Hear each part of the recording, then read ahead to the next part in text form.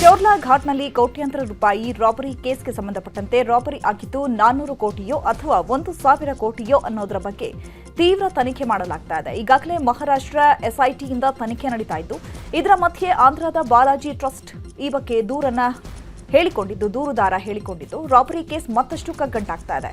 ಇನ್ನು ಕೇಸ್ ಸಂಬಂಧ ಕೆಲ ಆಡಿಯೋಗಳು ಕೂಡ ವೈರಲ್ ಆಗಿದ್ದು, ಕಿಶೋರ್ ಜಯೇಶ್ ಮಾತನಾಡಿರುವಂತಹ ಆಡಿಯೋದಲ್ಲಿ ಕರ್ನಾಟಕ ಪೊಲೀಸರ ಬಗ್ಗೆಯೂ ಉಲ್ಲೇಖಿಸಲಾಗಿದೆ.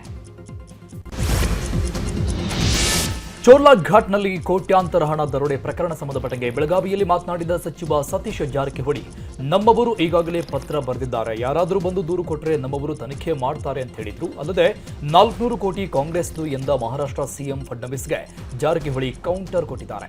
400 ಕೋಟಿ ಎಣಿಸಿದವರು ಯಾರು? ಇದರಲ್ಲಿ ಕಾಂಗ್ರೆಸ್ ಬಿಜೆಪಿ ಅಂತ ಏನಿಲ್ಲ, ಎಲ್ಲರೂ ಇರ್ತಾರೆ. ಎಲ್ಲಿ ಘಟನೆ ನಡೆದಿದೆ ಎಂಬ ಬಗ್ಗೆ ಸ್ಪಷ್ಟತೆ ಇಲ್ಲ. ಸದ್ಯಕ್ಕೆ ಮಹಾರಾಷ್ಟ್ರ ತನಿಖೆಗೆ ನಮ್ಮ ಪೊಲೀಸರು ಸಪೋರ್ಟ್ ಮಾಡ್ತಾರೆ ಅಂತ ಹೇಳಿದ್ರು. ಇನ್ನು ಇದೇ ವಿಚಾರವಾಗಿ ಸಚಿವ ಪ್ರಿಯಾಂಕ್ ಖರ್ಗೆ, ಲಕ್ಷ್ಮೀ ಹೆಬ್ಬಾಳ್ಕರ್, ಚೆಲುವರಾಯಸ್ವಾಮಿ ಕೂಡ ಪ್ರತಿಕ್ರಿಯಿಸಿದ್ದಾರೆ. ನಮ್ಮವ್ರು ಈಗಾಗಲೇ ಪತ್ರ ಬರ್ದಾರೆ, ನೀವು ಯಾರ ಬಂದ್ರೆ ನಾವು ಸಪೋರ್ಟ್ ಮಾಡ್ತೀವಿ ಅಂತ. ಬರಬೇಕಲ್ಲ ಅವ್ರು. ಎಲ್ಲಿ ಏನು ಚೋರ್ಲಾ ಘಾಟದಲ್ಲಿ ಕರ್ನಾಟಕ ಏರಿಯಾನೋ, ಮಹಾರಾಷ್ಟ್ರ, ಗೋವಾನೋ, ಯಾಕಂದ್ರೆ ಎಲ್ಲ ಕೂಡಿದವರು. ಮತ್ತು ಇಲ್ಲೇ ಚೋರ್ಲಾ ಆಗಿದ್ರೆ ನಾವು ಮಾಡ್ತೀವಿ ಫುಲ್ ಪ್ಲೇಜ್ ಆಗ ಮಾಡ್ತಾರೆ. ಏನಿಸ್ರಿ ಅವರು ಎಲ್ಲಿ ಹೋಯ್ತು, ಯಾರಿಗೂ ಇನ್ನೂ ಇತ್ತಲ್ಲ. ಈಗಾಗೂ ಪ್ರಶ್ನೆ ಅಲ್ಲಲ್ರಿ, ಹಂಗೆ ಎಕ್ಸ್ಚೇಂಜ್ ಆಗಿ ಯಾರು ಮಾಡೋರ? ಬ್ಯಾಂಕ್ನವರು ತೊಗೋಬೇಕು. ಬ್ಯಾಂಕ್ನವ್ರು ಯಾಕೆ ತೊಗೋತಾರೆ? ಈಗ ಟೀಮ್ ಆಲ್ರೆಡಿ ಅಲ್ಲಿ ಹೋಗಿದ್ದಾರೆ. ನಮ್ಮವ್ರಿಗೆ ಏನೋ ಅವ್ರು ಇನ್ಫಾರ್ಮೇಷನ್ ಕೊಟ್ಟಿಲ್ಲ ಅಂತ ನನಗೆ ಸುದ್ದಿ. ಕೊಟ್ಟರೆ ನಮ್ದು ಏನಿದೆ ಪಾರ್ಟ್ ನಾವು ಮಾಡ್ಲಿಕ್ಕೆ ರೆಡಿ ಇದ್ದೀವಿ. ನೋಡೋಣ, ಬರಲಿ. ಅದು ಬಂದಮ್ಯಾಗ ಅವ್ರು ಮಹಾರಾಷ್ಟ್ರದವ್ರು ಏನು ಶೇರ್ ಮಾಡ್ತಾರೆ, ನಮ್ಮ ಪೊಲೀಸರ ಸಪೋರ್ಟ್ ಮಾಡ್ತಾರೆ. ಇಲ್ಲ ಯಾರು ಬಂದು ಕಂಪ್ಲೇಂಟ್ ಕೊಟ್ಟರೆ ಅದು ಈಗಾಗಲೇ ಭಾಳಷ್ಟು ಆ್ಯಕ್ಷನ್ ತೊಗೊಂಡಾರೆ. ಯಾರು ಬರಬೇಕು. ಅಲ್ಲ ನಮ್ಮ ಗಮನಕ್ಕೆ ಬಂದರೆ ಅವ್ರು ಯಾರು ಕಂಪ್ಲೇಂಟ್ ಕೊಟ್ಟರೆ ನಾವು ಇನ್ವೆಸ್ಟಿಗೇಷನ್ ಮಾಡ್ತೀವಿ. ಒಂದು ಗುಜರಾತ್ ಲಿಂಕ್ ಇದೆ, ಮಹಾರಾಷ್ಟ್ರ ಲಿಂಕ್ ಇದೆ, ಗೋವಾ ಲಿಂಕ್ ಇದೆ. ಮೂರರಲ್ಲೂ ಕೂಡ ಯಾರು ಸರ್ಕಾರ ಇರೋದು? ಇವೆಲ್ಲನೂ ಕೂಡ ಹೇಗೆ ಸರ್ಕಾರದ ಕೆಳಗಡೆ ನಡೀತಾ ಇದೆ? ಅದು ಯಾರ್ದಿದೆ ಅಂತ ತನಿಖೆ ಆಗಲಿ. ಕಾಂಗ್ರೆಸ್ ಇದ್ದರೆ ಕಾಂಗ್ರೆಸ್ಸು, ಬಿ ಜೆ ಪಿ ಇದ್ದರೆ B J P, NCP, Shiv Sena, ಯಾರ್ದಿದ್ರೆ that is let it come out to investigation.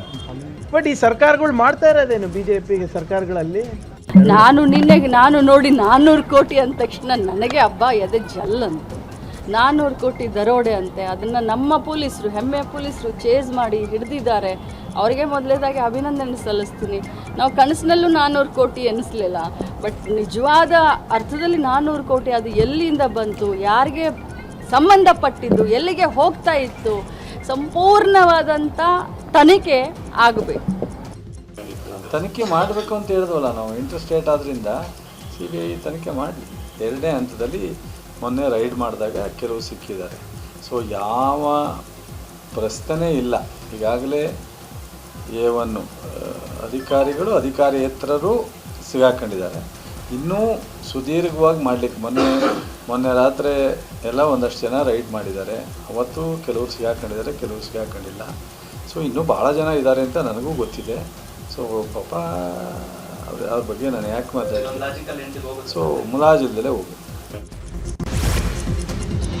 Belagavi ಚೋರ್ಲಾ ghat ಬಳಿ 400 ಕೋಟಿ ಹೈಜಾಕ್ ಪ್ರಕರಣದ ಕುರಿತು ಯಾದಗಿರಿಯಲ್ಲಿ ಮಾತನಾಡಿದ ಛಲವಾದಿ ನಾರಾಯಣಸ್ವಾಮಿ, ಎಲ್ಲಾ ಚುನಾವಣೆಗೂ ಕಾಂಗ್ರೆಸ್ ಕರ್ನಾಟಕದಿಂದಲೇ ಹಣ ಕಳಿಸ್ತಾ ಇದೆ. ಕಾಂಗ್ರೆಸ್ಗೆ ತೆಲಂಗಾಣ, ಹಿಮಾಚಲ ಪ್ರದೇಶದಲ್ಲಿ 3 ಕಾಸಿಲ್ಲ. ಹೀಗಾಗಿ ಕರ್ನಾಟಕದಿಂದ ಲೂಟಿ ಮಾಡಿ ಬೇರೆ ರಾಜ್ಯದ ಚುನಾವಣೆಗೆ ಕಳಿಸುತ್ತಿದ್ದಾರೆ. ಅಬಕಾರಿ ಇಲಾಖೆಯಲ್ಲೂ ಭ್ರಷ್ಟಾಚಾರ ನಡೆದಿದೆ. ಈಗಲಾದರೂ ಸರ್ಕಾರ ಈ ಬಗ್ಗೆ ಸೂಕ್ತ ತನಿಖೆ ನಡೆಸಬೇಕು ಎಂದಿದ್ದಾರೆ. ಎಲ್ಲ ಚುನಾವಣೆಗಳಿಗೂ ಕಾಂಗ್ರೆಸ್ಸು ಕರ್ನಾಟಕದಿಂದಲೇ ಹಣ ಕಳಿಸೋದು. ಯಾಕೆಂದ್ರೆ ತೆಲಂಗಾಣ ಮತ್ತೆ ಹಿಮಾಚಲ ಪ್ರದೇಶದಲ್ಲಿ 3 ಕಾಸಿಲ್ಲ ಅವ್ರಿಗೆ. ಇಲ್ಲಿ ಲೂಟಿ ಮಾಡ್ತಿದ್ದಾರೆ. ಇಲ್ಲಿಂದ ಹೋದ್ರು ಕಾಂಗ್ರೆಸ್ನವ್ರು ಮಾಡ್ತಿರ್ತಕ್ಕಂಥದ್ದು. ಕಾಂಗ್ರೆಸ್ನವರು ಲೂಟಿ ಮಾಡ್ತಿದ್ದಾರೆ.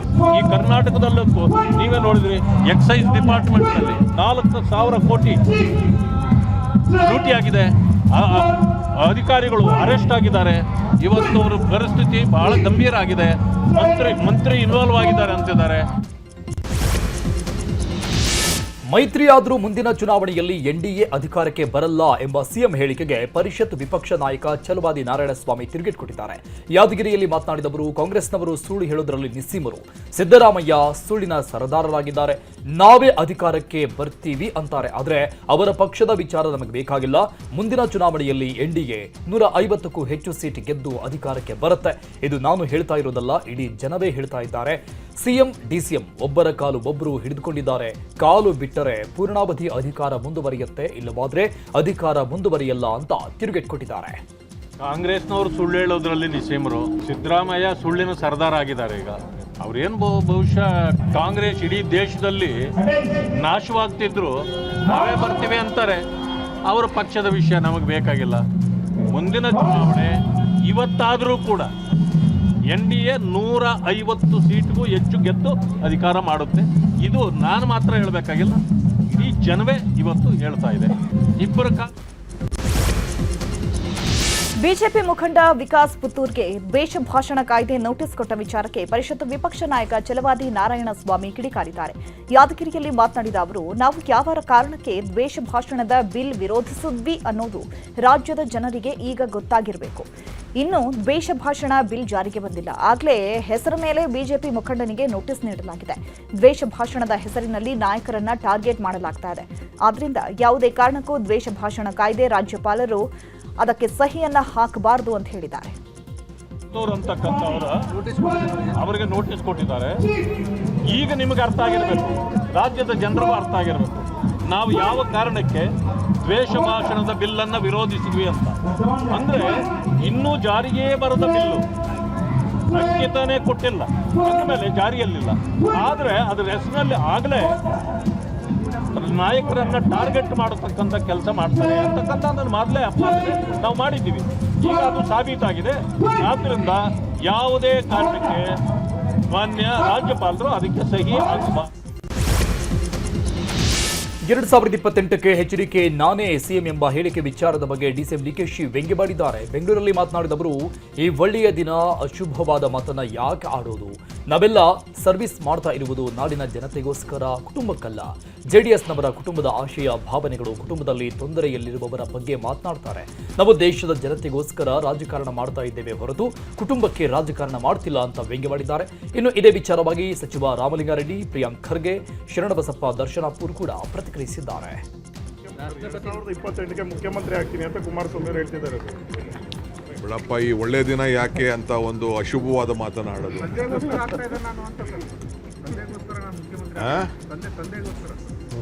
ನೋಡಪ್ಪ, ನಾವೆಲ್ಲ ಸರ್ವಿಸ್ ಮಾಡ್ತಾ ಇರೋದು ನಾಡಿನ ಜನತೆಗೋಸ್ಕರ, ಕುಟುಂಬಕ್ಕಲ್ಲ. ಕುಟುಂಬದ ಕೆಲವು ಅನೇಕ ಅವರ ಆಶಯ ಭಾವನೆಗಳು, ತೊಂದರೆಯಲ್ಲಿರೋರ ಬಗ್ಗೆ ಅವರು ಮಾತಾಡ್ಕೊಳ್ಳಿ. ನಾವು ದೇಶದ ಜನತೆಗೆ ನಾವು ರಾಜಕಾರಣ ಮಾಡ್ತಾ ಇದ್ದೀವಿ, ಕುಟುಂಬಕ್ಕೆ ನಾವು ರಾಜಕಾರಣ ಮಾಡ್ತೀವಿ. ಈಗ ಎಲ್ಲರೂ ಕನಸು ಕಾಣ್ತಾರೆ, ನಾವು ಕಾಣ್ತೀವಿ. ನಾವು 28ಕ್ಕೆ ಬರ್ತೀವಿ ಅಂತ ನಾವು ಹೇಳ್ತಾನೆ ಇದ್ದೀವಲ್ಲ. ಅದೇ ರೀತಿ ಬಿಜೆಪಿ ಅವ್ರಿಗೆ ಆಸೆ ಇರುತ್ತೆ, JDS ಅವ್ರಿಗೆ ಆಸೆ ಇರುತ್ತೆ. ಜನ ಯಾರಿಗೆ ಆಶೀರ್ವಾದ ಮಾಡ್ತಾರೆ ಅವ್ರ ಪಕ್ಷ ಮುಖ್ಯಮಂತ್ರಿ ಆಗ್ತಾರೆ. ನಮ್ಗೆ ಗೊತ್ತಿದ್ದಂಗೆ 28ಕ್ಕೆ ನಮ್ಮ ಪಕ್ಷನ ಮತ್ತೆ ಅಧಿಕಾರಕ್ಕೆ ಬಂದೇ ಬರುತ್ತೆ. ಸ್ವಂತ ಬಲದ ಮೇಲೆ ಬರೋ ಸಾಮರ್ಥ್ಯ ಇಲ್ಲ, ಅವ್ರು ಬರೋದು ಇಲ್ಲ.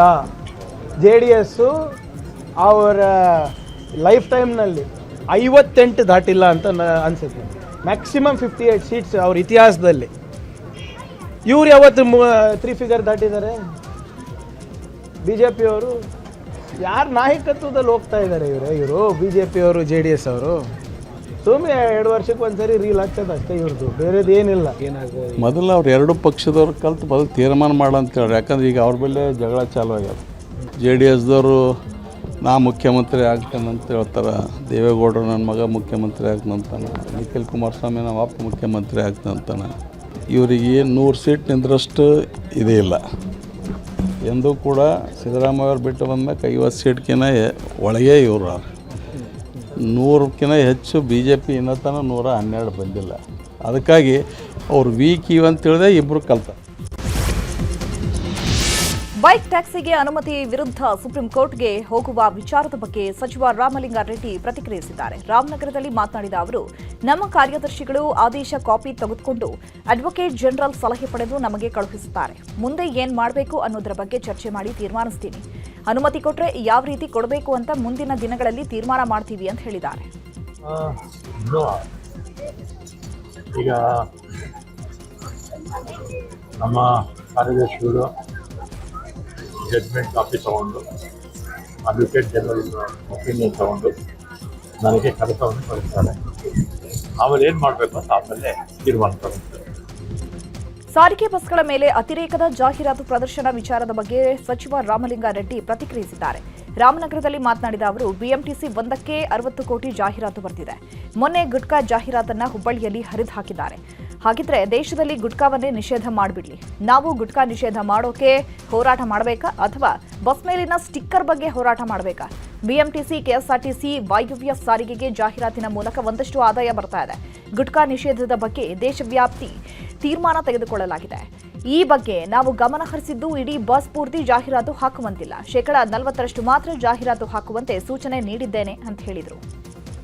ನಾವು ಅಡ್ವರ್ಟೈಸ್ಮೆಂಟ್ ಕೊಡ್ತೀವಿ. ಸುಮಾರು ಬಿಎಂಟಿಸಿ 1ಕ್ಕೆ 60 ಕೋಟಿ ಬರುತ್ತೆ. ನೆನ್ನೆ ನಾನು ನೋಡಿದೆ, ಗುಟ್ಕಾ ಬಗ್ಗೆ ಎಲ್ಲೋ ಹುಬ್ಳಿನಲ್ಲಿ ಇದನ್ನ ಅರ್ಧ ಹಾಕಿದ್ರು. ಗುಟ್ಕಾನ ನಿಷೇಧ ಮಾಡ್ಬಿಡ್ಲಿ ನಮ್ಮ ದೇಶದಿಂದ. ಗುಟ್ಕಾನ ನಿಷೇಧ ಮಾಡಿದ್ರೆ ಆಯ್ತಲ್ಲ. ನಾವು ಗುಟ್ಕಾ ನಿಷೇಧ ಮಾಡೋಕ್ಕೆ ಹೋರಾಟ ಮಾಡಬೇಕು, ಬಸ್ ಮೇಲೆ ಸ್ಪೀಕರ್ ಹೋರಾಟ ಮಾಡ್ತೀವಿ. ಬಿಎಂಟಿಸಿ 60 ಕೋಟಿ ಬರುತ್ತೆ. ಅದೇ ರೀತಿ ಕೆಎಸ್ಆರ್ಟಿಸಿಗೆ ವಾಯು ಕರ್ನಾಟಕ, ಕಲ್ಯಾಣ ಕರ್ನಾಟಕ ಒಂದು ಆದಷ್ಟು ಆದಾಯ ಬರುತ್ತೆ. ದೇಶದಲ್ಲೇ ಮನ್ರೇಗಾ ಮತ್ತು ಮೂಲ ಸ್ವರೂಪ ಬದಲಾವಣೆ ಮಾಡಿರುವ ಕೇಂದ್ರ ಸರ್ಕಾರದ ಕ್ರಮವನ್ನು ಕಾಂಗ್ರೆಸ್ ಖಂಡಿಸಿದೆ. ರಾಜ್ಯದಲ್ಲೂ ಕಾಂಗ್ರೆಸ್ ಸರ್ಕಾರ ವಿರೋಧ ಮಾಡ್ತಾ ಇದ್ದು ಹೋರಾಟಕ್ಕಿಳಿದಿದ್ದು ನಾಳೆ ಪ್ರತಿಭಟನೆ ನಡೆಸೋಕೆ ಸಿದ್ಧತೆ ನಡೆಸಿದೆ. ಈ ಬಗ್ಗೆ ಡಿಸಿಎಂ ಶಿವಕುಮಾರ್ ಪ್ರತಿಕ್ರಿಯೆ ಕೊಟ್ಟಿದ್ದು, ನಾಳೆ ಬೆಳಗ್ಗೆ 10:30ಕ್ಕೆ ಫ್ರೀಡಂ ಪಾರ್ಕ್ನಲ್ಲಿ ಮನ್ರೇಗಾ ಹೋರಾಟಕ್ಕೆ ಕರೆ ಕೊಡಲಾಗಿದೆ. ರಾಜಭವನ ಚಲೋ ಹಮ್ಮಿಕೊಳ್ಳಲಾಗಿದ್ದು ಕಾರ್ಯಕರ್ತರು ಭಾಗಿಯಾಗುವಂತೆ ಕರೆ ಕೊಟ್ಟಿದ್ದಾರೆ. ಈಗ ಫ್ರೀಡಂ ಪಾರ್ಕ್ನಿಂದ ನಾಳೆ ನಾವು ರಾಜಭವನ್ ಚಲೋ ಮಾಡ್ತಾ ಇದ್ದೀವಿ. ಬಿಜೆಪಿ ಕಚೇರಿನೇ ನಾವು ಮುತ್ತಿಗೆ ಹಾಕಬೇಕಾಗಿತ್ತು, ಆದರೆ ಬೇಡ ಅಂತೇಳಿ ನಾವು ರಾಜಭವನ್ಗೆ ಮುತ್ತಿಗೆ ಹಾಕುವಂಥ ಕೆಲಸ ಇವತ್ತು ನಾವು ಹಮ್ಮಿಕೊಂಡಿದ್ದೇವೆ. ನಾಳೆ ಎಲ್ಲ ಶಾಸಕರು, ನರೇಗಾ ಕಾರ್ಯಕರ್ತರ ಜೊತೆಯಲ್ಲಿ ಎಲ್ಲ ಗ್ರಾಮ ಪಂಚಾಯಿತಿಯ ಸದಸ್ಯರು, ಜಿಲ್ಲಾ ಪಂಚಾಯಿತಿ ಮಾಜಿ ಸದಸ್ಯರು, ಹಾಲಿ ಸದಸ್ಯರು, ಜಿಲ್ಲಾ ಮಂತ್ರಿಗಳು ಕಂಪಲ್ಸರಿಯಾಗಿ, ಶಾಸಕರು ಕಂಪಲ್ಸರಿಯಾಗಿ ಪಾಲ್ಗೊಳ್ಳಬೇಕು. ವಿಬಿಜಿ ರಾಮ್ಜಿ ಕಾಯ್ದೆ ವಿರೋಧಿಸಿ ಫ್ರೀಡಂ ಪಾರ್ಕ್ನಲ್ಲಿ ಕಾಂಗ್ರೆಸ್ ಬೃಹತ್ ಹೋರಾಟ ಹಮ್ಮಿಕೊಂಡಿದ್ದು, ಸ್ಥಳಕ್ಕೆ ಡಿಸಿಎಂ ಶಿವಕುಮಾರ್ ಭೇಟಿ ಕೊಟ್ಟು ಸಿದ್ಧತೆ ಪರಿಶೀಲಿಸಿದ್ದಾರೆ. ಬಳಿಕ ಮಾತನಾಡಿದ ಅವರು, ನರೇಗಾದಲ್ಲಿ ಅಕ್ರಮವಾಗಿದ್ರೆ ಚರ್ಚೆಗೆ ನಾವು ಸಿದ್ಧ ಅಂತ ಕುಮಾರಸ್ವಾಮಿ ಹಾಗೂ ಬಿಜೆಪಿ ವಿರುದ್ಧ ವಾಗ್ದಾಳಿ ನಡೆಸಿದ್ರು. ನಾನು, ಪ್ರಿಯಾಂಕ್ ಖರ್ಗೆ, ಕೃಷ್ಣ ಬೈರೇಗೌಡ ಚರ್ಚೆಗೆ ಸಿದ್ಧರಿದ್ದು, ಅಕ್ರಮ ಆಗಿದೆ ಅಂತ ಹೇಳುವ ಬಿಜೆಪಿಗರು ನಮ್ಮ ಜೊತೆಗೆ ಚರ್ಚೆಗೆ ಬರಲಿ. ನರೇಗಾ ಯೋಜನೆಯಲ್ಲಿ ಅಕ್ರಮ ಆಗಿದ್ದರೆ ತನಿಖೆ ಮಾಡಿಸಲಿ ಅಂತ ವಾಗ್ದಾಳಿ ನಡೆಸಿದರು.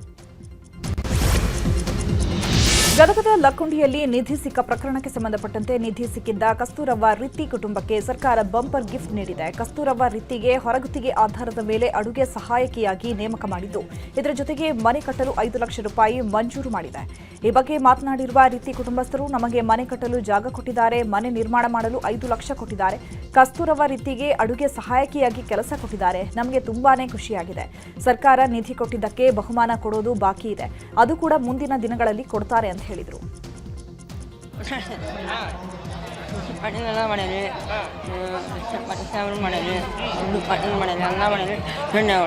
ಈಗ ಏನೇನು ಕೊಟ್ಟಿದ್ದಾರೆ ಈಗ ನಿಮ್ಗೆ?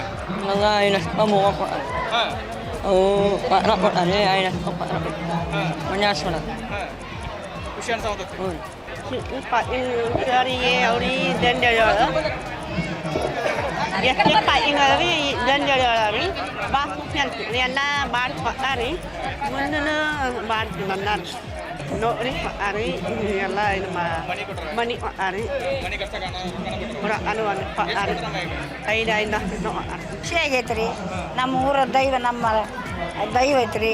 ಅವರೆಲ್ಲರೂ ಒಪ್ಪಿಕೊಂಡ್ರೆ ಕೊಡಿಸ್ತೀವಿ ಅಂತೇಳಿ ಕೊಟ್ಟಾರ್ರಿ. ನಮ್ಗೆ ಈಗ ಕೊಟ್ಟಾರ್ರಿ. ಈಗ ಇನ್ನೂ ಅನುಕೂಲ ಮಾಡ್ತೀವಿ. ನಮ್ಮ ಸಿದ್ದು ಪಾಟೀಲ್ ಹೇಳ್ಯಾರ್ರಿ.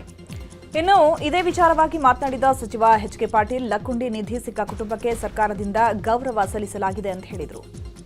ಲಕ್ಕುಂಡಿಯಲ್ಲಿ ಮನೆಯೊಂದರ ಪಾಯವನ್ನು ತೆಗೆಯುವ ಸಂದರ್ಭದಲ್ಲಿ ದೊರೆತ 465 ಗ್ರಾಂ ಬೆಲೆ ಬಾಳುವ ಬಂಗಾರದ ವಸ್ತು ಎಂದು ಗುರುತಿಸುವ ನಿಧಿಯನ್ನು ಪ್ರಜ್ವಲ ವಿತ್ತಿ ಎಂಬ ಲಕ್ಕುಂಡಿ ಬಾಲಕ ಸರ್ಕಾರಕ್ಕೆ ನೀಡುವ ಮೂಲಕ ತನ್ನ ಪ್ರಾಮಾಣಿಕತೆಯನ್ನು ಮೆರೆದು ಲಕ್ಕುಂಡಿಯ ಸಂಸ್ಕೃತಿಗೆ ಕೀರ್ತಿ ತಂದಿದ್ದಾನೆ.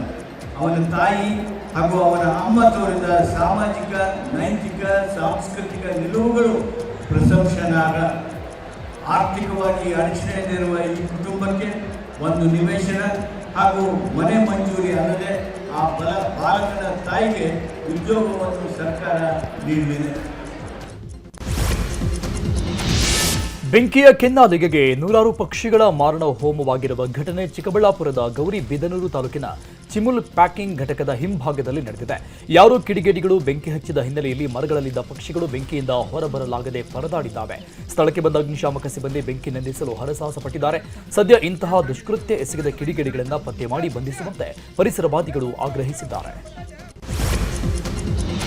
6 ತಿಂಗಳ ಹಿಂದಷ್ಟೇ ಜೈಲಿನಿಂದ ರಿಲೀಸ್ ಆಗಿದ್ದ ರೌಡಿ ನಾಗರಾಜ್ ಅಲಿಯಾಸ್ ಆಟೋ ನಾಗ ಮರ್ಡರ್ ಆಗಿದೆ. 22 ಲಕ್ಷ ಹಣಕಾಸು ವ್ಯವಹಾರದ ಗಲಾಟೆ ಈಗ ಕೊಲೆಯಲ್ಲಿ ಅಂತ್ಯವಾಗಿದೆ. ಚೇತು ಮತ್ತು ಅಭಿ ಅನ್ನೋರಿಗೆ ನಾಗ ಹಣ ಕೊಟ್ಟಿದ್ದ. ಇದೇ ವಿಚಾರವಾಗಿ ಬೆಂಗಳೂರು ಉತ್ತರ ತಾಲೂಕು ನಗನೂರಿನ ಫಾರ್ಮ್ ಹೌಸ್ನಲ್ಲಿ ಆರೋಪಿಗಳು ನಾಗನನ್ನ ಎಣ್ಣೆ ಪಾರ್ಟಿಗೆ ಕರೆದಿದ್ರು. ಆದರೆ ಪಾರ್ಟಿಯಲ್ಲಿ ಅಭಿ ಮತ್ತು ಚೇತುಗೆ ಹಣ ಕೊಡುವಂತೆ ನಾಗ ಅವಾಚ್ಯ ಶಬ್ದದಿಂದ ನಿಂದಿಸಿದ್ದ. ಅಲ್ಲದೆ ಅಭಿಗೆ ಚಾಕುವಿನಲ್ಲಿ ಹಲ್ಲೆ ಕೂಡ ಮಾಡಿದ್ದ. ಈ ವೇಳೆ ಚಾಕು ತೆಗೆದುಕೊಂಡು ನಾಗನಿಗೆ ಚೇತು ಇರಿದಿದ್ದಾನೆ. ಬಳಿಕ ನಾಗನಿಗೆ ಮನಬಂದಂತೆ ಚುಚ್ಚಿ ಹತ್ಯೆ ಮಾಡಿದ್ದಾರೆ. ಸದ್ಯ ಘಟನೆ ಸಂಬಂಧ ಮಾದನಾಯಕನಹಳ್ಳಿ ಪೊಲೀಸರಿಂದ ತನಿಖೆ ಮುಂದುವರಿಸಲಾಗಿದೆ. ಬೆಂಗಳೂರಿನ ರಾಮಮೂರ್ತಿ ನಗರದ ಟೆಕ್ಕಿ ಶರ್ಮಿಳಾ ಕೊಲೆ ಪ್ರಕರಣದ ಆರೋಪಿ ಕರ್ನಲ್ ಕುರೈ ಅಸಲಿ ಸತ್ಯ ಬಾಯ್ಬಿಟ್ಟಿದ್ದಾನೆ. ಆಕೆಯ ಮೇಲೆ ಪ್ರೀತಿಗಿಂತ ಮೃತಳ ಮೇಲೆ ಲೈಂಗಿಕ ಬಳಕೆಯ ವಿಕೃತಿ ಮನಸ್ಸು ಹೊಂದಿದ್ದು ಅತ್ಯಾಚಾರಕ್ಕೆ ಪ್ರಯತ್ನ ಪಟ್ಟಿರುವುದಾಗಿ ಒಪ್ಪಿಕೊಂಡಿದ್ದಾನೆ. ಲೈಂಗಿಕ ದೌರ್ಜನ್ಯವೆಸಗಿದ್ದು ಪ್ರತಿರೋಧ ಒಡ್ಡಿ ಕೂಗಾಡಿಕೊಂಡಾಗ ಬಾಯಿ ಪ್ರೆಸ್ ಮಾಡಿ ಕತ್ ಹಿಸುಕಿ ಕೊಲೆ ಮಾಡಿದ್ದಾಗಿ ಒಪ್ಪಿಕೊಂಡಿದ್ದಾನೆ. ಖಾಸಗಿ ಬಸ್ನಲ್ಲಿ ಆಕಸ್ಮಿಕ ಬೆಂಕಿ ಕಾಣಿಸಿಕೊಂಡಿರುವ ಘಟನೆ ನಡೆದಿದೆ. ಸಿಗಂದೂರಿನಿಂದ ಸಾಗರ ಕಡೆ ಹೋಗ್ತಾ ಇದ್ದ ಖಾಸಗಿ ಬಸ್ನಲ್ಲಿ ಬೆಂಕಿ ಕಾಣಿಸಿಕೊಂಡಿದ್ದು ಭಯಗೊಂಡ ಪ್ರಯಾಣಿಕರು ಬಸ್ನಿಂದ ಕೆಳಗಿಳಿದಿದ್ದಾರೆ. ಸಮುದ್ರದಲ್ಲಿ ಟೂರಿಸ್ಟ್ ಬೋಟ್ ಮಗುಚಿ ಬಿದ್ದಿದ್ದು 4 ಪ್ರವಾಸಿಗರ ಸ್ಥಿತಿ ಗಂಭೀರವಾಗಿದೆ. ಉಡುಪಿ ತಾಲೂಕು ಕೋಡಿ ಬೆಂಗ್ರೆ ಅಳಿವೆ ಬಾಗಿಲು ಬಳಿ ಘಟನೆ ನಡೆದಿದೆ. ಟೂರಿಸ್ಟ್ ಬೋಟ್ನಲ್ಲಿ 15 ಜನ ಪ್ರವಾಸಕ್ಕೆ ಹೋಗಿದ್ರು. ಈ ವೇಳೆ ಸಮುದ್ರದ ಅಲೆಗಳಿಗೆ ಸಿಲುಕಿ ಬೋಟ್ ಮಗುಚಿ ಬಿದ್ದಿದೆ. ತಕ್ಷಣ ರಕ್ಷಣಾ ಕಾರ್ಯ ನಡೆದಿದ್ದು ಸಮುದ್ರದ ಪಾಲಾಗ್ತಾ ಇದ್ದವರನ್ನ ರಕ್ಷಣೆ ಮಾಡಲಾಗಿದೆ. ತನ್ನ ನೆಚ್ಚಿನ ಹೋರಿ ಸಾವನ್ನಪ್ಪಿದ್ದಕ್ಕೆ ನಾಯಿಯೊಂದು ಕಣ್ಣೀರಿಟ್ಟಿದೆ. ಹಾವೇರಿ ಜಿಲ್ಲೆಯ ಶಿಗ್ಗಾಂವ್ ತಾಲೂಕಿನ ಹುಲಿಕಟ್ಟಿ ಗ್ರಾಮದಲ್ಲಿ ಘಟನೆ ನಡೆದಿದ್ದು ಗ್ರಾಮದ ಸಿದ್ದಬೀರಪ್ಪ ಗಡ್ಡೆ ಅನ್ನೋರಿಗೆ ಸೇರಿದ ಎತ್ತು ಅನಾರೋಗ್ಯದಿಂದ ಸಾವನ್ನಪ್ಪಿದೆ. ಸದ್ಯ ಎತ್ತು ಸಾವನ್ನಪ್ಪಿದ್ದರಿಂದ ನಾಯಿ ಕಣ್ಣೀರಿಟ್ಟಿದೆ. ಬೆಂಗಳೂರು ದಕ್ಷಿಣ ಜಿಲ್ಲೆಯ ಚನ್ನಪಟ್ಟಣದಲ್ಲಿ ನಡೆದ ಬೊಂಬೆ ನಾಡ ಗಂಗೋತ್ಸವ ಕಾರ್ಯಕ್ರಮಕ್ಕೆ ಬಂದಿದ್ದ ಗಿಲ್ಲಿ ನಟನ ನೋಡೋಕೆ ಅಭಿಮಾನಿಗಳು ಮುಗಿಬಿದ್ರು. ವೇದಿಕೆ ಮೇಲೆ ಬಂದ ಗಿಲ್ಲಿ ಕಂಡು ಅಭಿಮಾನಿಯೊಬ್ಬ ವೇದಿಕೆಗೆ ನುಗ್ಗಿದ್ದಾನೆ. ಈ ವೇಳೆ ಸ್ಥಳದಲ್ಲಿದ್ದ ಪೊಲೀಸರು ಬೌನ್ಸರ್ಸ್ ಅಭಿಮಾನಿಯನ್ನ ತಡೆದು ವಾಪಸ್ ಕಳಿಸಿದ್ದಾರೆ. ಈ ವೇಳೆ ಗಿಲ್ಲಿ ಧ್ವನಿ ಕೇಳಿ ಕಾರ್ಯಕ್ರಮಕ್ಕೆ ಸೇರಿದ್ದ ಜನ ಹರ್ಷೋದ್ಗಾರ ಮುಗಿಲು ಬಿಟ್ಟಿದ್ದಾರೆ. ಚಿಕ್ಕೋಡಿಯಲ್ಲಿನ ಇಂದಿರಾ ಕ್ಯಾಂಟೀನ್ ಹಾಗೂ ಗ್ರಂಥಾಲಯ ಉದ್ಘಾಟನೆ ಆಗದೆ ಪಾಳು ಬಿದ್ದಿತ್ತು. ಸದ್ಯ ಈ ಬಗ್ಗೆ ನ್ಯೂಸ್ 18 ವಿಸ್ತಾರವಾದ ವರದಿಯನ್ನ ಪ್ರಸಾರ ಮಾಡಿತ್ತು. ಸದ್ಯ ವರದಿ ಬೆನ್ನಲ್ಲೇ ಎಚ್ಚೆತ್ತುಕೊಂಡ ಸ್ಥಳೀಯ ಶಾಸಕ ಗಣೇಶ್ ಹುಕ್ಕೇರಿ ಹಾಗೂ ಅಧಿಕಾರಿಗಳು 2 ಕಟ್ಟಡಗಳನ್ನು ಉದ್ಘಾಟನೆ ಮಾಡಿದ್ದಾರೆ. ಬೆಂಗಳೂರಿನ ಮಾಣಿಕ್ ಷಾ ಪರೇಡ್ ಮೈದಾನದಲ್ಲಿ ಗವರ್ನರ್ ಥಾವರ್ಚಂದ್ ಗೆಹ್ಲೋಟ್ ಧ್ವಜಾರೋಹಣ ನೆರವೇರಿಸಿದ್ರು. ಬಳಿಕ ತೆರೆದ ಜೀಪ್ನಲ್ಲಿ ರೇಡ್ ಪರಿವೀಕ್ಷಣೆ ನಡೆಸಿ ಗೌರವ ರಕ್ಷೆ ಸ್ವೀಕರಿಸಿದರು. 77ನೇ ಗಣರಾಜ್ಯೋತ್ಸವ ಹಿನ್ನೆಲೆ ಕೆಪಿಸಿಸಿ ಕಚೇರಿಯಲ್ಲಿ ಸಿಎಂ ಸಿದ್ದರಾಮಯ್ಯ ಹಾಗೂ ಡಿಸಿಎಂ ಡಿಕೆ ಶಿವಕುಮಾರ್ ಧ್ವಜಾರೋಹಣ ನೆರವೇರಿಸಿದರು. ಬಳಿಕ ನಾಡಿನ ಜನತೆಗೆ ಗಣರಾಜ್ಯೋತ್ಸವದ ಶುಭ ಕೋರಿದರು. ಬೆಳಗಾವಿಯ ಚಿಕ್ಕೋಡಿಯಲ್ಲಿ 77ನೇ ಗಣರಾಜ್ಯೋತ್ಸವ ಆಚರಣೆ ಮಾಡಲಾಯಿತು. ಪಟ್ಟಣದ ಆರ್ಡಿ ಕಾಲೇಜು ಮೈದಾನದಲ್ಲಿ ಚಿಕ್ಕೋಡಿ ಉಪ ವಿಭಾಗಾಧಿಕಾರಿ ಸುಭಾಷ ಸಂಪಗಾವಿ ಧ್ವಜಾರೋಹಣ ನೆರವೇರಿಸಿದರು. ಹಾಗೆಯೇ ಮಂಡ್ಯದಲ್ಲೂ ಕೂಡ ಗಣರಾಜ್ಯೋತ್ಸವ ಆಚರಣೆ ಮಾಡಲಾಗಿದೆ. ಜಿಲ್ಲಾ ಉಸ್ತುವಾರಿ ಸಚಿವ ಎನ್ ಚೆಲುವರಾಯಸ್ವಾಮಿ ಧ್ವಜಾರೋಹಣ ಮಾಡಿದರು. ಬಳಿಕ ವಿವಿಧ ತಂಡಗಳಿಂದ ಆಕರ್ಷಕ ಪಥಸಂಚಲನ ನೆರವೇರಿತು. ಇನ್ನು ಬಾಗಲಕೋಟೆಯಲ್ಲೂ ಕೂಡ ಗಣರಾಜ್ಯೋತ್ಸವ ಸಂಭ್ರಮ ಕಳೆಗಟ್ಟಿದೆ. ನವನಗರದ ಜಿಲ್ಲಾ ಕ್ರೀಡಾಂಗಣದಲ್ಲಿ ಜಿಲ್ಲಾ ಉಸ್ತುವಾರಿ ಸಚಿವ ಆರ್.ವಿ. ತಿಮ್ಮಾಪುರ್ ಧ್ವಜಾರೋಹಣ ನೆರವೇರಿಸಿದರು. ಹಾಗೆಯೇ ಬೆಳಗಾವಿಯಲ್ಲೂ ಕೂಡ 77ನೇ ಗಣರಾಜ್ಯೋತ್ಸವ ಆಚರಣೆ ಮಾಡಲಾಗಿದೆ. ಉಸ್ತುವಾರಿ ಸಚಿವ ಸತೀಶ್ ಜಾರಕಿಹೊಳಿ ಧ್ವಜಾರೋಹಣ ಮಾಡಿದರು. ಬಳಿಕ ಪೊಲೀಸರು ಹಾಗೂ ಮಕ್ಕಳಿಗೆ ಆಕರ್ಷಕ ಪಥಸಂಚಲನ ಅವರಿಂದ ನೆರವೇರಿದೆ. ಚಾಮರಾಜನಗರದಲ್ಲೂ ಕೂಡ 77ನೇ ಗಣರಾಜ್ಯೋತ್ಸವ ಸಂಭ್ರಮಾಚರಣೆ ಮಾಡಲಾಯಿತು. ನಗರದ ಡಾಕ್ಟರ್ ಬಿಆರ್ ಅಂಬೇಡ್ಕರ್ ಕ್ರೀಡಾಂಗಣದಲ್ಲಿ ಜಿಲ್ಲಾ ಉಸ್ತುವಾರಿ ಸಚಿವ ವೆಂಕಟೇಶ್ ಧ್ವಜಾರೋಹಣ ಮಾಡಿದರು. ಇನ್ನು ಚಿಕ್ಕಮಗಳೂರಲ್ಲೂ ಕೂಡ ಗಣರಾಜ್ಯೋತ್ಸವ ಆಚರಣೆ ಮಾಡಲಾಗಿದ್ದು ಅಂಬೇಡ್ಕರ್ ಭಾವಚಿತ್ರಕ್ಕೆ ಪುಷ್ಪಾರ್ಚನೆ ಮಾಡಿ ಬಳಿಕ ಜಿಲ್ಲಾ ಉಸ್ತುವಾರಿ ಸಚಿವ ಜಾರ್ಜ್ ಧ್ವಜಾರೋಹಣ ಮಾಡಿದ್ದಾರೆ. ದಾವಣಗೆರೆಯಲ್ಲೂ ಕೂಡ ಗಣರಾಜ್ಯೋತ್ಸವ ಆಚರಿಸಿದ್ದು ಈ ವೇಳೆ ಪರೇಡ್ನಲ್ಲಿ ನಾಯಿಯೊಂದು ಎಲ್ಲರ ಗಮನ ಸೆಳೆಯಿತು. ಹೊನ್ನಾಳಿ ಪೌರ ಕಾರ್ಮಿಕರ ಪರೇಡ್ನಲ್ಲಿ ಕಾರ್ಮಿಕರ ಜೊತೆ ನಾಯಿ ಕೂಡ ಹೆಜ್ಜೆ ಹಾಕಿದೆ. ಇನ್ನು ಗದಗದಲ್ಲಿ ನಡೆದ ಗಣರಾಜ್ಯೋತ್ಸವದ ವೇದಿಕೆಯಿಂದ ಬಿಜೆಪಿ ಎಂಎಲ್ಸಿ ಹೊರ ನಡೆದಿದ್ದಾರೆ. ಸಚಿವ ಎಚ್.ಕೆ. ಪಾಟೀಲ್ ಭಾಷಣದ ವೇಳೆ ವಿಬಿಜಿ ರಾಮ್ಜಿ ಯೋಜನೆ ಪ್ರಸ್ತಾಪ ಮಾಡ್ತಾ ಇದ್ದಂತೆ ಬಿಜೆಪಿ ಎಂಎಲ್ಸಿ ಎಸ್.ಪಿ. ಸಂಕನೂರ ಆಕ್ಷೇಪ ವ್ಯಕ್ತಪಡಿಸಿ ಅಲ್ಲಿಂದ ಅರ್ಧಕ್ಕೆ ಎದ್ದು ಹೋಗಿದ್ದಾರೆ. ಇಂದು 77ನೇ ಗಣರಾಜ್ಯೋತ್ಸವ ಸಂಭ್ರಮ. ದೆಹಲಿಯ ಕರ್ತವ್ಯ ಪಥದಲ್ಲಿ ರಾಷ್ಟ್ರಪತಿ ದ್ರೌಪದಿ ಮುರ್ಮು ಧ್ವಜಾರೋಹಣ ನೆರವೇರಿಸಿದರು. ಇನ್ನು ಮುಖ್ಯ ಅತಿಥಿಯಾಗಿ ಯುರೋಪಿಯನ್ ಕಮಿಷನ್ ಅಧ್ಯಕ್ಷೆ ಉರ್ಸುಲಾ ಓನ್ ಡರ್ ಲಿಯನ್ ಮತ್ತು ಯುರೋಪಿಯನ್ ಕೌನ್ಸಿಲ್ ಅಧ್ಯಕ್ಷ ಆಂಟೋನಿಯೋ ಕೋಸ್ಟಾ ಅವರು ಭಾಗಿಯಾಗಿದ್ದರು. ಇನ್ನು ಇದೇ ವೇಳೆ ವಾಯುಪಡೆಯ ಗ್ರೂಪ್ ಕ್ಯಾಪ್ಟನ್ ಶುಭಾಂಶು ಶುಕ್ಲಾಗೆ ಅಶೋಕ ಚಕ್ರ ಪ್ರದಾನ ಮಾಡಲಾಯಿತು. 77ನೇ ಗಣರಾಜ್ಯೋತ್ಸವ ಹಿನ್ನೆಲೆ ಇವತ್ತು ದೆಹಲಿಯ ಕರ್ತವ್ಯ ಪಥದಲ್ಲಿ ವಿವಿಧ ರಾಜ್ಯಗಳ ಟ್ಯಾಬ್ಲೋ ಪ್ರದರ್ಶನ ಅದ್ದೂರಿಯಾಗಿ ಮಾಡಲಾಯಿತು. ಒಟ್ಟು 17 ರಾಜ್ಯಗಳ ಟ್ಯಾಬ್ಲೋಗಳನ್ನು ಪ್ರದರ್ಶನ ಮಾಡಲಾಯಿತು. ಇನ್ನು ಕರ್ತವ್ಯ ಪಥದಲ್ಲಿ ಭಾರತೀಯ ಸೇನಾಪಡೆಯ ಸೈನಿಕರು ಶೌರ್ಯ ಪ್ರದರ್ಶನ ಮಾಡಿದ್ದಾರೆ. ಬೈಕ್ನಲ್ಲಿ ವಿವಿಧ ರೀತಿಯ ಕಸರತ್ತುಗಳನ್ನು ಪ್ರದರ್ಶನ ಮಾಡಿದರು. ಮೈ ನವಿರೇಳಿಸುವ ಪ್ರದರ್ಶನವನ್ನು ಕಂಡು ಜನರು ಫಿದಾಗಿದ್ದಾರೆ. ಸಿಆರ್ಪಿಎಫ್, ಎಸ್ಎಸ್ಬಿಯ ಮಹಿಳಾ ಪಡೆಯ ಸದಸ್ಯರು ವಿವಿಧ ರೀತಿಯ ಬೈಕ್ ಸ್ಟಂಟ್ಗಳನ್ನು ಪ್ರದರ್ಶನ ಮಾಡಿದರು. ಇನ್ನು ರಿಪಬ್ಲಿಕ್ ಡೇ ಪರೇಡ್ ವೇಳೆ ಬಾನಂಗಳದಲ್ಲೂ ಚಿತ್ತಾರ ಮೂಡಿತು. ಬಾನಂಗಳದಲ್ಲಿ ಲೋಹದ ಹಕ್ಕಿಗಳ ಕಲರವ ಜೋರಾಗಿತ್ತು. ವಾಯುಪಡೆಯ ಸಿಬ್ಬಂದಿ ಬಾನಿನಲ್ಲಿ ಚಿತ್ತಾರ ಮೂಡಿಸಿದ್ರು. ರಫೇಲ್ ಫೈಟರ್ ಜೆಟ್ಗಳು ಬಾನಂಗಳದಲ್ಲಿ ವಜ್ರಾಂಗ್ ಹಾಗೂ ವಿಜಯ್ ಫಾರ್ಮೇಷನ್ ಮಾಡಿದ್ದು ನೋಡಲು ಚಿತ್ತಾಕರ್ಷವಾಗಿತ್ತು. ಇಡೀ ದೇಶದಾದ್ಯಂತ 77ನೇ ಗಣರಾಜ್ಯೋತ್ಸವ ಸಂಭ್ರಮ ಕಳೆಗಟ್ಟಿದೆ. ಈ ಹಿನ್ನೆಲೆಯಲ್ಲಿ ಲಡಾಖ್ನಲ್ಲೂ ಕೂಡ ಯೋಧರು ಹಿಮದ ರಾಶಿ ಮಧ್ಯೆ ನಿಂತು ತ್ರಿವರ್ಣ ಧ್ವಜ ಹಾರಿಸಿ ವಂದೇ ಮಾತರಂ ಘೋಷಣೆ ಕೂಗಿದ್ದಾರೆ.